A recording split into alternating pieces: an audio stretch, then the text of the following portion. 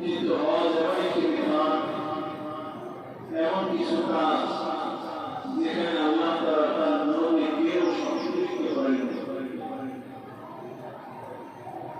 অন্যান্য সমস্ত জায়গায় আল্লাহ তাআলা পর্যন্ত পৌঁছানোর জন্য আল্লাহ তার নবীদের দেখানো বিভিন্ন রাস্তা, বিভিন্ন পথ, বিভিন্ন সুন্নাত আল্লাহ তাআলা দেখিয়েছেন, আল্লাহ নবী সাল্লাল্লাহু আলাইহি ওয়াসাল্লাম জানিয়েছেন। কিন্তু হজের মধ্যে আল্লাহ তাআলা তার বান্দার সাথে একান্ত হয়ে যান এবং সেখানে নবীকে আল্লাহ তাআলা রাখেন। হজের সব থেকে বেশি যে কাজটা করতে হয় সেটা হলো তালবিয়া করা, লব্বাইক আল্লাহুম্মা লব্বাইক লা শারীকা লাক লব্বাইক। এই যে দোয়াটা আছে, এই দোয়ার কোনো জায়গায় আল্লাহ তাআলা নবী সাল্লাল্লাহু আলাইহি ওয়াসাল্লামকে রাখেন না, যেখানে শুধুমাত্র তার